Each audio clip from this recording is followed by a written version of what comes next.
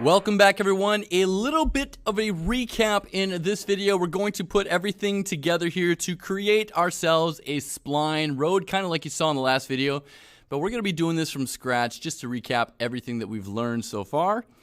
I am in my splines level, my splines map, if you will. And just as a little FYI, if you come under your file menu up here in the upper left, and you come under recent levels, that is how you can quickly access any level that you've recently been on.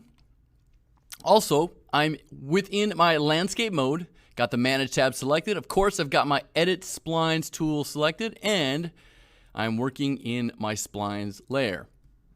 All right, now before we build out a spline, I'm going to destroy this one. And this is going to be simple as selecting one of our control points here. Then selecting all of our connected control points over in the details panel so that they are all now highlighted. Now I'm going to press the delete key. It's going to say, do you want to join the two segments attached? In this case, I do not want to join them. And boom, my entire spline has gone away. Now the reason I destroyed this spline is because I wanted to demonstrate that we can build splines, landscape splines, not only in our perspective view, but also from any of our orthographic views. Namely, the top orthographic view is a winner. So I'm going to choose the top orthographic view. And now if I mouse wheel on back, I'm looking at our landscape actor here from a bird's eye view. So we can add spline points directly from here. I'm going to zoom in a little bit. And holding down Control, I'm going to left click once, left click twice, 3 times, and just keep going around like this. And now it's going to be a little bit tough to see that last control point. I can actually hide my landscape actor over in the world outliner here. Of course, if you do that, you're going to hide out your landscape splines as well. So probably a bad idea. And I'm going to hold down Control while I select this last control point. And there you have connected them. Let me go back to my perspective view, and there is my little racetrack, if you will. Now, again, you can raise up any of these individual control points. You will see the land kind of filling in underneath it. You can lower them as well. It'll sink it into the ground. You can bank them should you want. I'm going to hit the space bar here to make it so I can bring out my rotation tool. Right? And you can make your track in any shape or form you want. Let's say I want to add another control point. Again, hold down the Alt key with one control point selected, and that'll add another control point.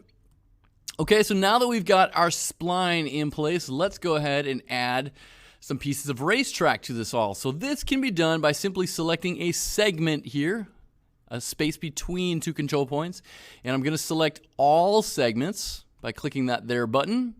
And then down in the details panel, we're going to come under landscape spline meshes. We're going to click the plus button here to add one array element. I'm going to expand out our one array element 0 here.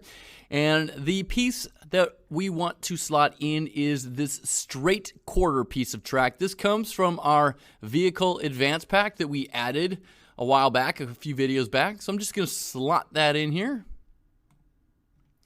And now you can see we have a nice track.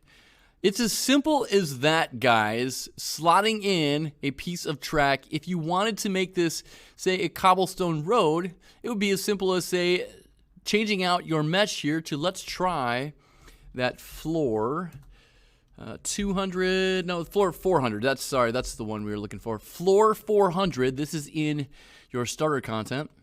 And now we've got floor pieces everywhere. This is not the most ideal mesh because it is 400 Unreal units by 400 Unreal units. So you get a little bit more of a square shape. The thinner the piece, the more it'll be curved with your spline, okay?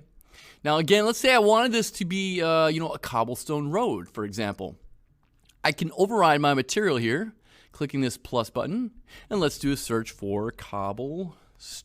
Let's go cobblestone rough here. That is in your starter content.